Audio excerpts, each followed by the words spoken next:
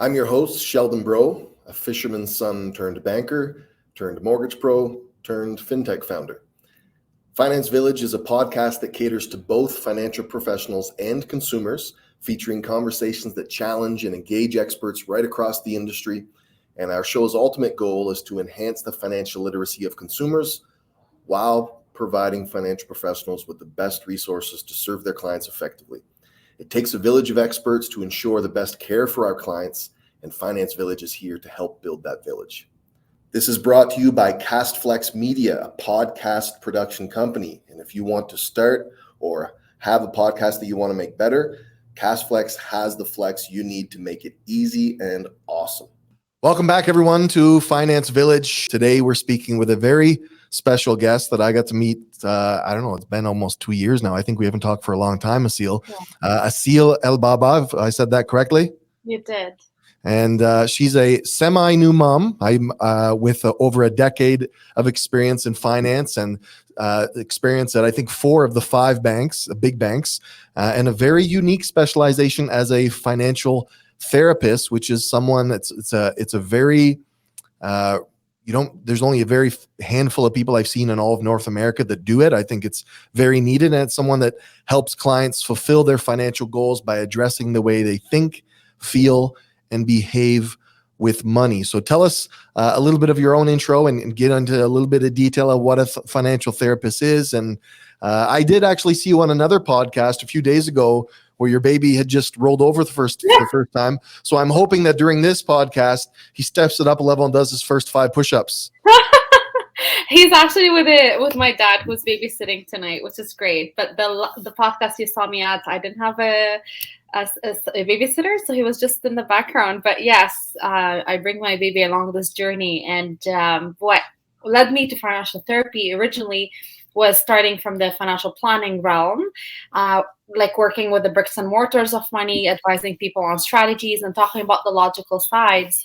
And yet when we step back, we all know that money is nothing about it is logical. The way we behave with it is absolutely not at all in alignment with rules.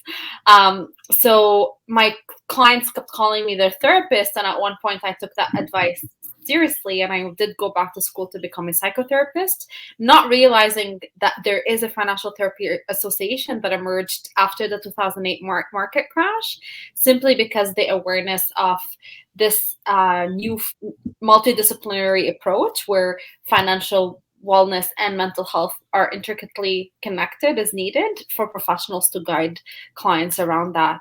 So this is my journey, but because this field is relatively new, every financial therapist you meet landed here from a different path, but this has been my path. Well, I think it's safe to say, and I'll speak boldly and bluntly, just of my own opinion, the vast majority of people need some level of financial therapy because there's a lot of interest. It doesn't mean that you have to have gone through, like, money came by your house and beat you up one day and you have this trauma about money. And I shared in my first podcast, Aseel, and I will caveat that with just for the people that listened to that in this one, I did get my mother's permission to share that detail. Is I grew up with just a single mom, and she hadn't had a lot of financial literacy, given to her, and she. I guess we used to be the family, the people that were kind of borrowing from different family members. And that hasn't happened in a lot of years, but that taught me as I came out of high school and went to live on my own that it's okay to go and borrow from somebody. So it can come in all kinds of different levels. It doesn't have to be something hugely traumatic, but I think most of us have had some level of experience with a behavior or a feeling or something because money makes us as crazy as we can be in relationships, doesn't it?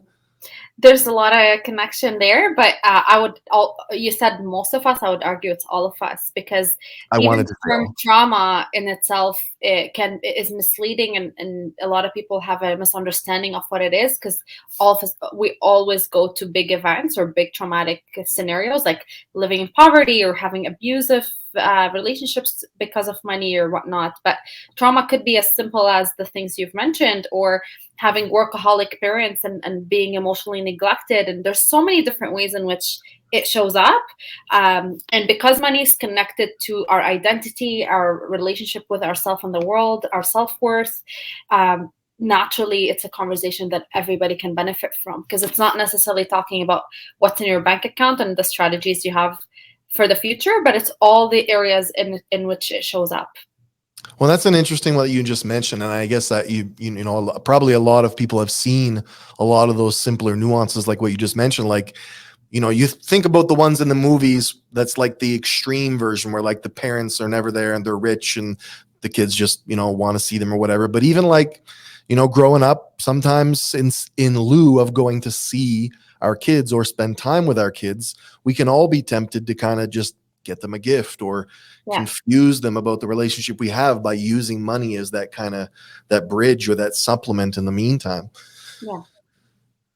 So what would you say is, and I know this is going to sound like an obvious answer, but it's not meant to be, what is financial wellness? Because most people, and I want to see as you perceive it as a financial therapist, most people I think would assume financial wellness is my bills are paid, I'm not drowning in debt, and I don't have financial stress, or I have some level of that, phrase financial freedom, right? What do you think the financial wellness is, coming from what you've come to understand a little bit differently? Sure.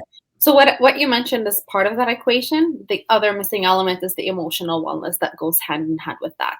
So when your emotions and your finances are, well balanced and reflecting the reality, then that is financial wellness. So I'll give you an example to how it shows up when you're not financially experiencing financial wellness.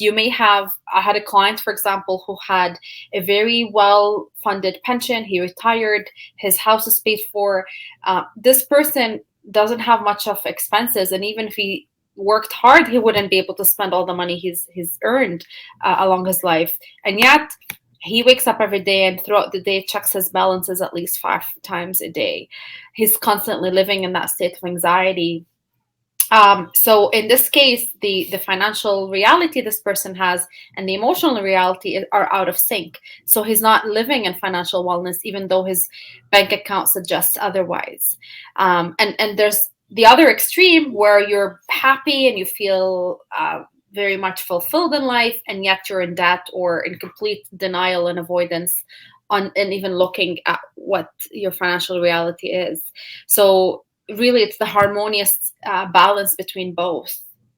Well, it's an interesting point you just brought up, and I was talking about this with my sister the other day, who's my bookkeeper, because my sister and brother, and it is really, I find that those two polarized scenarios that you just kind of mentioned are like super, super prevalent. You either, and I guess that's kind of almost what gets you to those points. So the people that they don't have much debt, they've got things in order, they're always constantly worried that they're not doing good enough. And then the people that are drowning in debt, kind of don't really have a care in the world type of thing. So it is really interesting to see. And what was the terminology you used? It's not aligned or balanced with the reality of your emotions.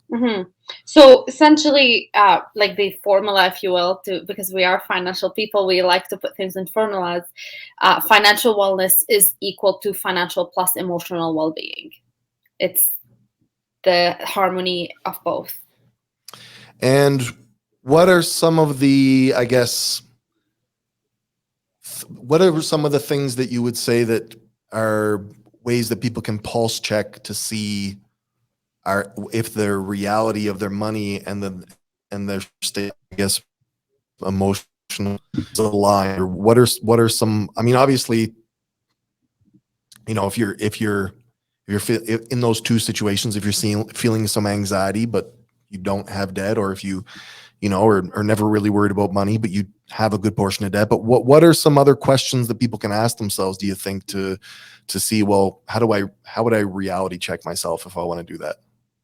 That's a great question. I think one of it would be to kind of assess how money is interfering with the other areas in your life, your relationships, your health, your career, all the different areas. Because sometimes we think we don't have a financial issue because our bank account and our cash flow statements are healthy, and yet we're fighting with our spouse about it regularly, or we feel like we're stuck in a career that we hate, or we feel that we're having constant levels of anxiety and stress, like you've mentioned. So while the the financial statements are healthy, it's interfering in our life in other areas. And that is where things are out of sync, out of balance. So it does require a level of awareness and a level of reflection. But another thing I would also mention is that the culture, especially in North America, is super rushed and super hustle culture. So we are out of touch with what's happening in our body, and this is where emotions live.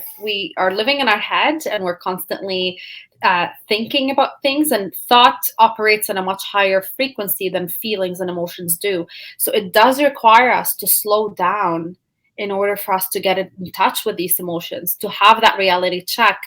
And there's lots of mindfulness techniques that support what that can look like and what slowing down means. But a simple tool could be a body scan, just scanning your body and becoming aware of any somatic experiences. What maybe it's something you're experiencing before paying your credit card bill, or maybe it's before you enter a salary negotiation meeting with your boss, or there's different things that or scenarios that trigger different emotions in us. And slowing down to take notice of that is one of the first steps to become more aware of what's happening when it comes to our relationship with money.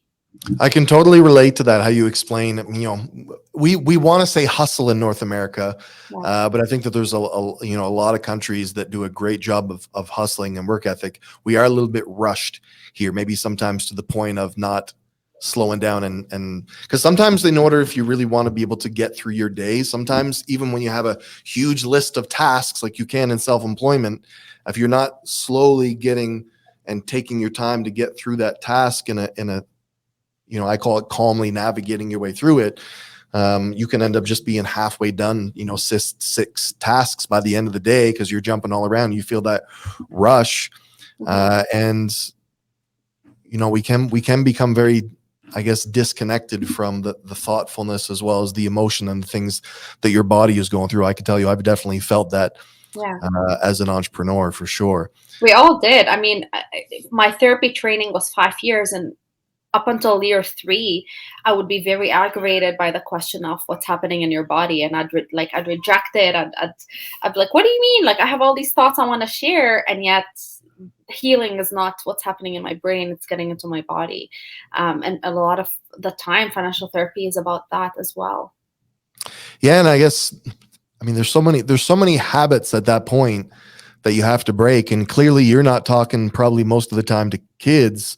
You're talking to people that already have a whole bunch of these habits that they have to unpack and discover. So let's say that I want to engage Aseel, and I think that there's some bad behavior and habits that I want to kind of work out and get the reality check and get some guidance.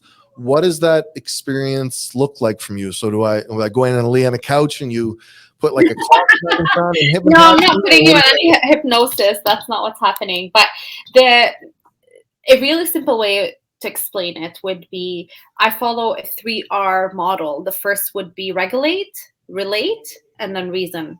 So regulate is learning how to literally bring our nervous system back into balance, into a homeostasis, because that's what is needed for our survival. And whenever we're experiencing any form of threat or stress, our systems are out of sync, and it certainly impacts how we breathe, or what we experience in the world, how we interact with the world, and how we interact with others, and how we show up in general. So learning how to regulate our nervous systems is crucial.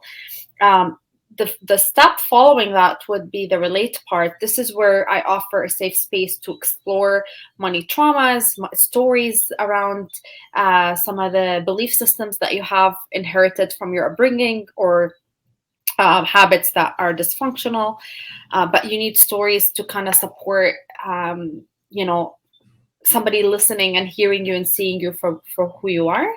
And then the reason comes. The reason is the logic, because you still need systems in place to support your financial wellness. And most of the time, financial education fails because it starts and ends with reason. When somebody is not regulated and somebody is not relating or resonating with the material, even though on some level they know they need to save, they're still not doing that. That's a great point. I've been complaining for a lot of years. I mean, if you go to the FCAC website, Financial Consumer Agency Canada, there's a profound amount of wonderful information in there, but Yeah. it's very logical, very rigid. There's jargon. Nobody's ever really going to go click through that. And that's a major reason I think that I haven't really fully clicked in until now, is that financial literacy is not just consumable because it can be boring. Hmm. It's not emotionally connected to us, because if you Yeah. ask any salespeople, that's why we buy, isn't it? It's because of emotion. It's not because you've sat down and done some super logical, awesome math on your next big spend. And I guess what I'm taking from the conversation even so far is that, because even when you think of counseling or therapy or psychotherapy and like that, my whole life, and I had an interesting childhood. I was always like, people would say you should go and try that out, and I'd be like, no, and I would always scoff at it, as many of us, I think, can do, as we're Hmm. proud to go talk about our feelings. But I met a gentleman who was teaching me philosophy in Arabic, former editor in chief for Al Jazeera. A shout out to Sabah Alami, one of my favorite people ever. Incredibly wonderful, wise older gentleman that used to teach me.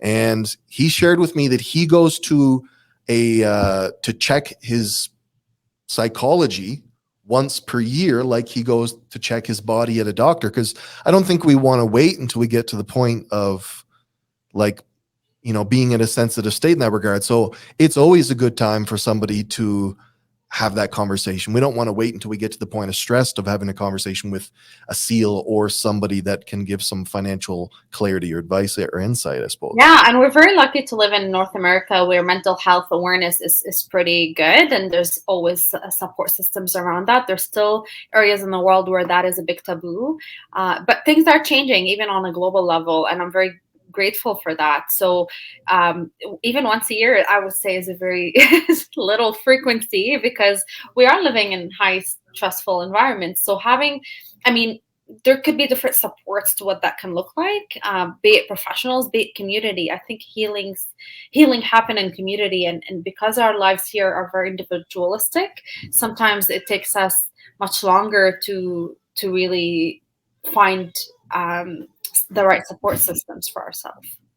Yeah, and the support systems, I guess they can certainly come in many different ways. As you know, you worked at the big bank. I know you've managed upwards of $100 million, during your financial advisory work.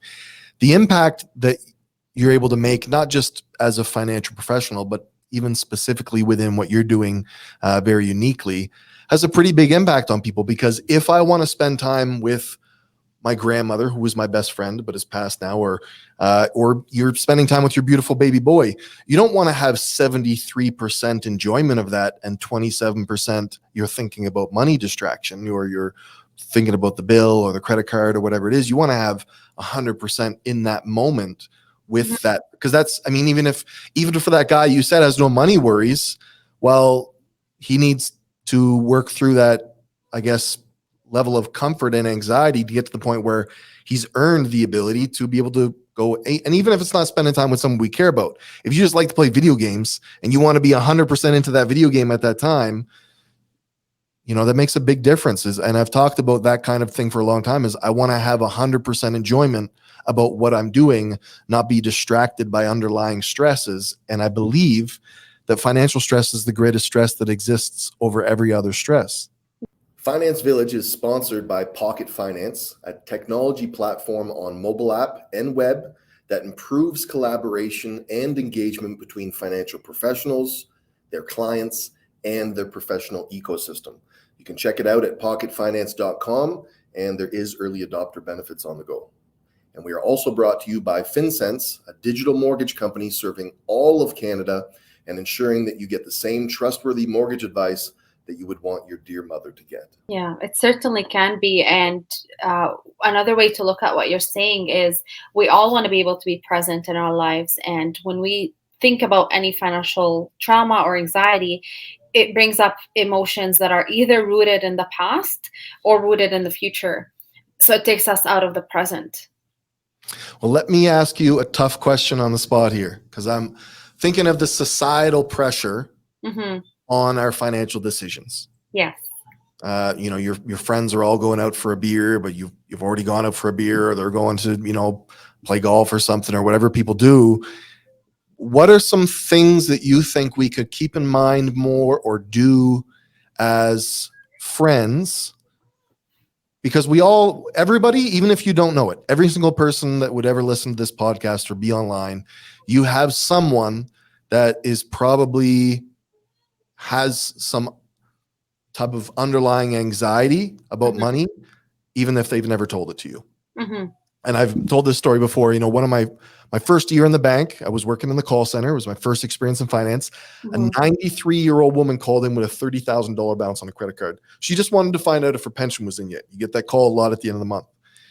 And I asked her, how long have you been making the minimum payment on this credit card? It looks like, a lot of months. She said about 6 or 7 years. So she either wasn't financially literate enough to know she could just change that credit card to a loan and drop the rate in half. But what's even more scary than that to me is maybe not having the confidence to go and talk to a family member about it because you're too ashamed. So everybody's kind of got that. So what would you think is some things that we can do or say or kind of reach out or just keep in mind so that we're not, like, even when you're going out with your friends, asking them, certain things, or what are some ways that we can lessen that societal pressure, or maybe, do you understand what I'm trying to get at? I guess, like, not be one of the ones that's making it difficult, but being one of the ones that has some level of empathy when we're asking our friends to come and do stuff.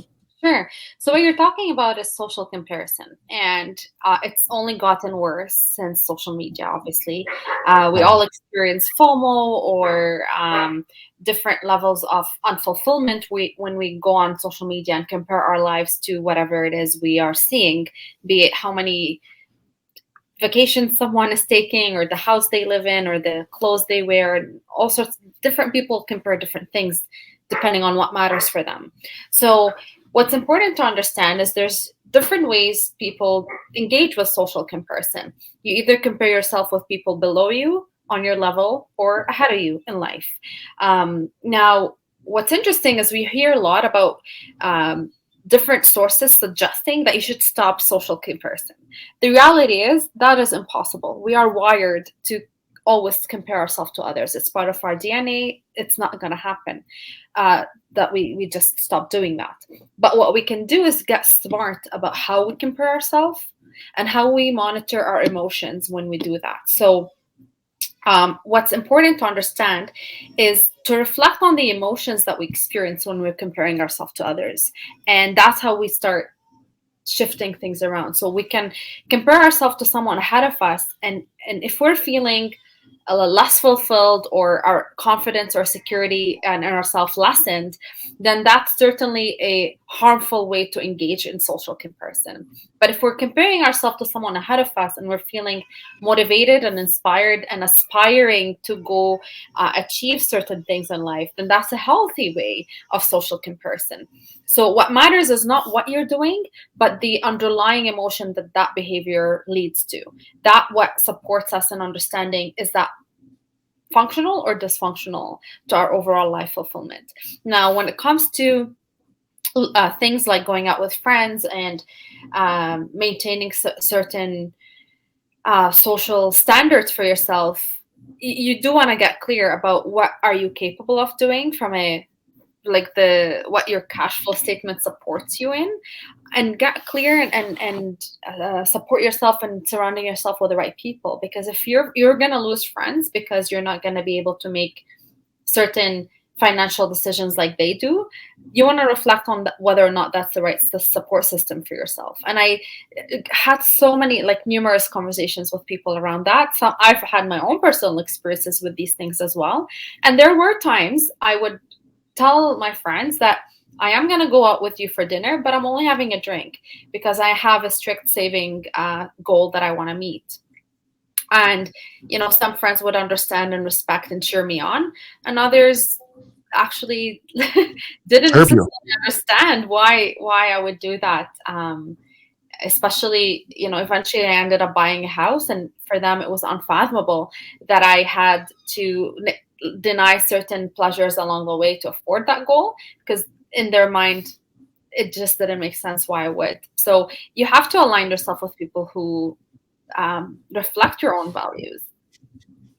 Well, I like the language that you chose too, as opposed to like, oh, I'm not, it's not within my budget. It's I have certain goals that should, I would hope, evoke an immediate sense of admiration of, okay, awesome, and hopefully some support. Obviously, there's always going to be Yeah. some people that trip you, but that was a really Yeah. awesome and specific answer to what I thought was going to be a tough question to even tackle.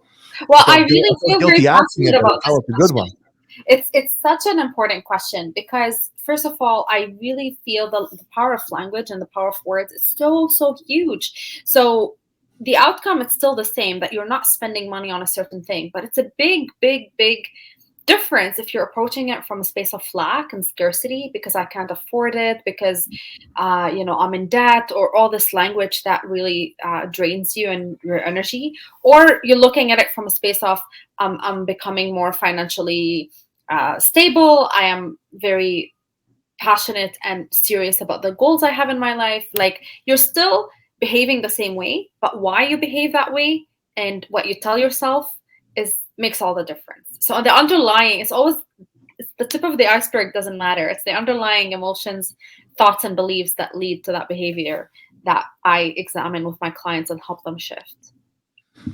Yeah, and it seems like when you think about it, because if financial stress is the greatest stress that exists over other stress, and stress is the number one causer, and I suppose this is debatable, but there's enough university studies on it.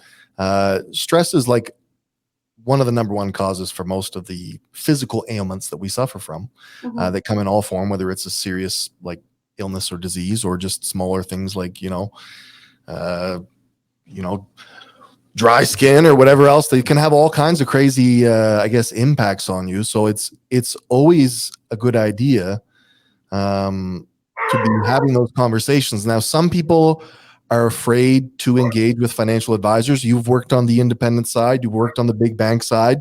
I would say most people, I think it's 65% of Canadians, don't have an independent advisor. So they're just dealing with the teller at their bank or whoever the person is that they were assigned to that may or may not be there next year. But there's also other elements. So you can just have a trusted family member or friend, or how do we get into conversations and start to open up in that way? Do you give advice for them to go and also have people close to them that they talk about finances with, and how do they get into that conversation? Yeah, part of my mission is to normalize talking about money. It continues to be a challenge for many people, but that is part of my mission to start creating that space for it. And also, it does take time to find the right people to engage with this conversation around. So right now, because I'm a new mother, for example, I am engaging with other new mothers. I mean, there's already a million things for us to learn about with this new milestone, but money remains to be one of those stressful topics that somehow is looming in the background. And my whole mission in the business that I'm creating is to bring this topic forward and create the space for it. But you can certainly take this ownership in your life and start looking for the right people to engage with this conversation with, and that could be certain different levels to do that. So you'll need the professionals to help guide you around some, be it the tax season, like engaging with the accountant and a bookkeeper, an investment strategist along the way to advise you on how to build the right investment strategies for yourself. And it could be like a real estate person to support you with your real estate goals, insurance, like all these different individuals. So that's almost like your money mastermind group. And that's something I absolutely recommend that every person create for themselves. You handpick people who mirror the values that you have, and trust that they would do the best work for you.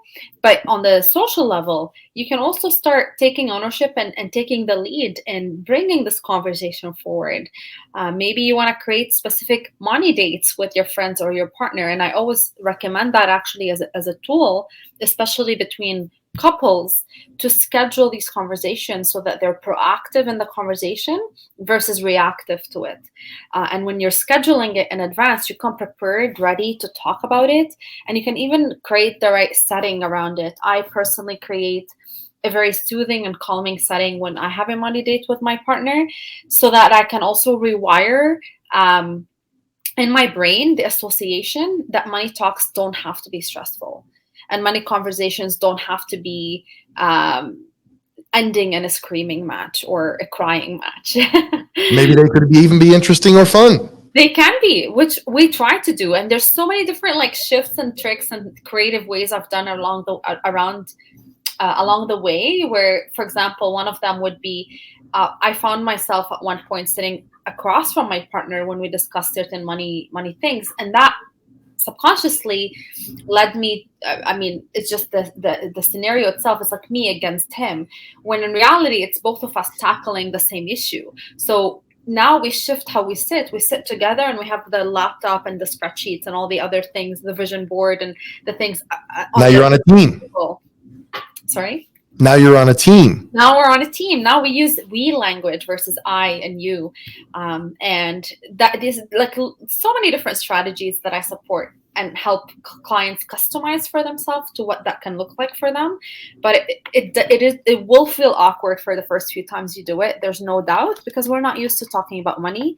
And chances are we either grew up in households where that was never talked about, or there were tension and stress and sometimes even violence when the topic came up. So it's something you avoid.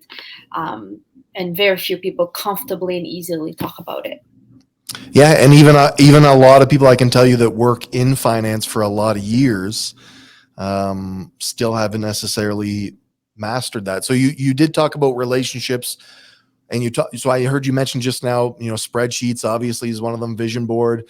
Me and my wife do regularly have like a sit down, maybe every 2 or 3 weeks, maybe 4 if it's been a while, and we will kind of go over, I guess, a budget.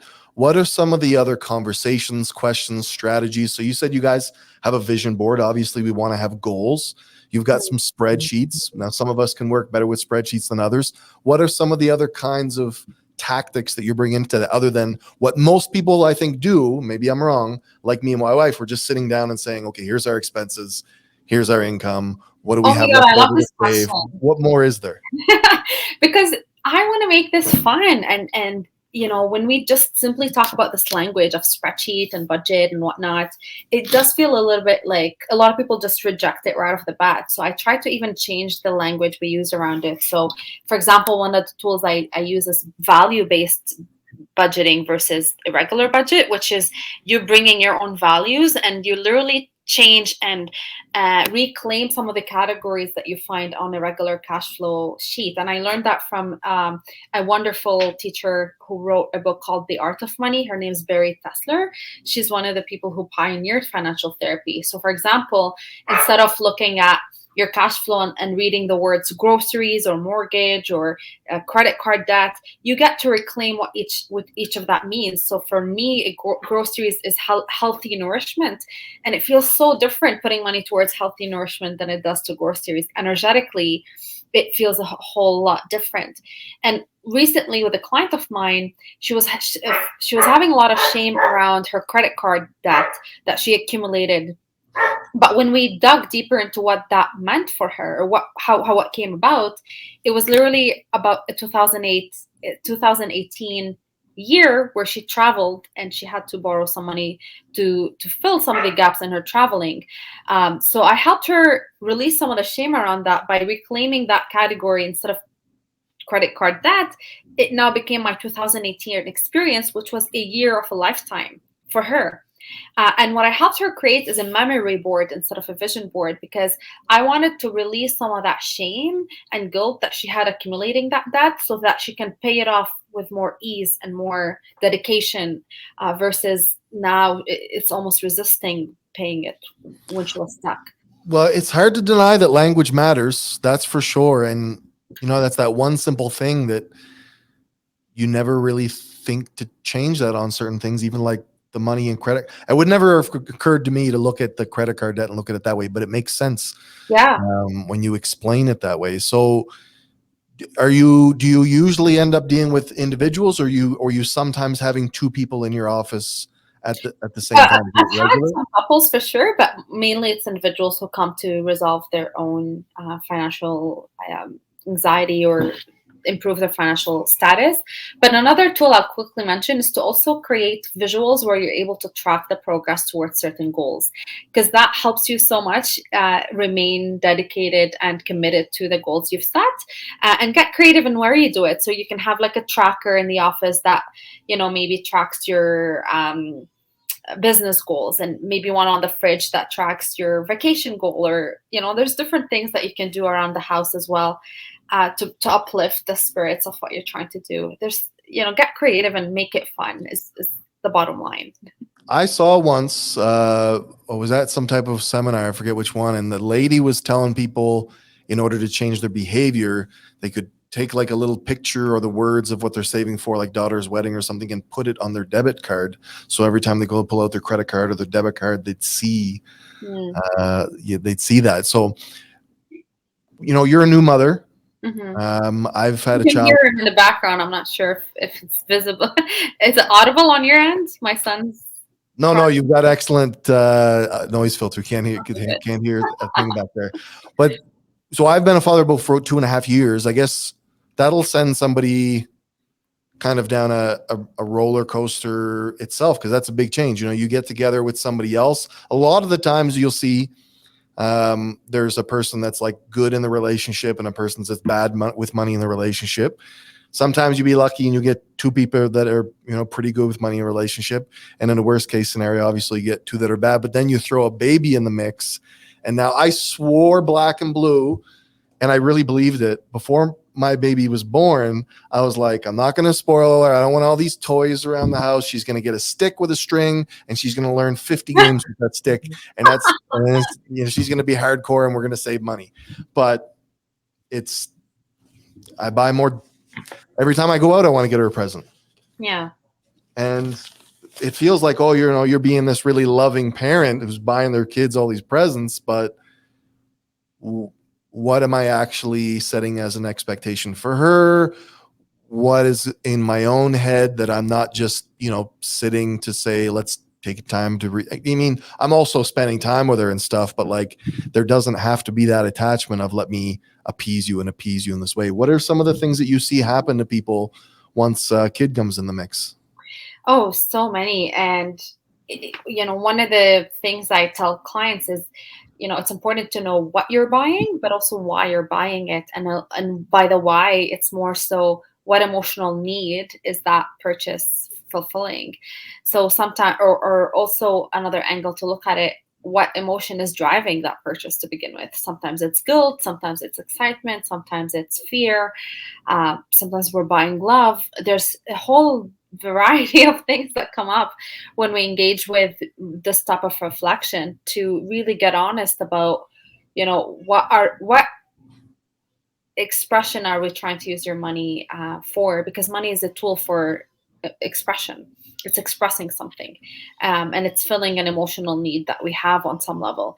So getting clear on what that looks like is important, and depending on the answers that come up, then we can create the necessarily shifts for it, so we can become more mindful in doing that. So if we find that we are just trying to let's say buy our kids the best items there is, I've had a client with this scenario. She would even put herself in debt. Sounds great. What's that? It sounds like a great thing that you want to do. Yeah, absolutely. I mean, it's driven with the best intentions, but in this client's example, it was driven from her own lack in having these things growing up. So what she was really doing is mothering her own inner child versus actually buying the things for her child, which is what it seems for on the surface. So she needed to do some inner work in healing her own sense of lack from her own childhood, her own disappointments growing up, and not use money as a way to fill that gap. Because when you have a certain void and you're filling it with the wrong thing, ironically, this void only grows as a result of that. Well said. And I guess sometimes spending money just becomes the same as that big bucket of ice cream that comforts us at the end of a rough day, right? Because I know that food or buying a little, because we all are addicted to getting those packages to our house now, or getting maybe for me, maybe a new dress shirt or a tie or food is a great comfort thing. Yeah, absolutely. I can tell you that at least half of the time I definitely did not need that or want that food. I wasn't even hungry, and I Absolutely. didn't need the clothes. I already have tons.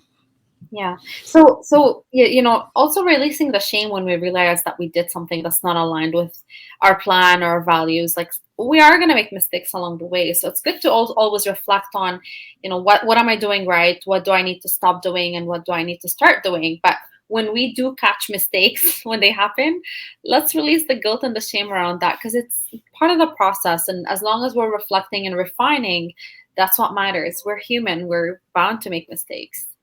Well, that's a good point, and we do need that space for grace because, like with other things, including like food, because I'm the world's biggest glutton, I'm ashamed to admit. Once you go down a certain road, let's say you maxed out this credit card, you know, if you let yourself release that shame and then kind of reprioritize, Yeah. otherwise you'll end up kind of being like, well, I'm Now screwed you're now gonna anyway. go and So spend money to mask the shame. So it's a vicious cycle. And self-love is a nucleus for financial therapy and what I call economic healing. So self-love is actually a big part of a lot of what I do because a lot of our dysfunctional behaviors come from a space of lack of self-worth and lack of feeling whole, and complete lack of feeling enough. So we do all these things to mask that. It's one of our biggest pain.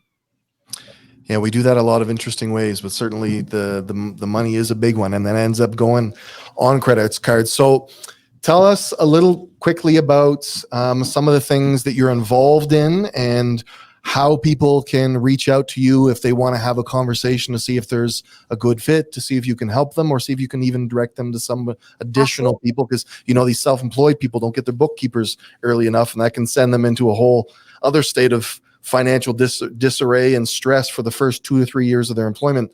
How does someone reach you, and what kind of things do you have going on right now that you're involved in that we can check out?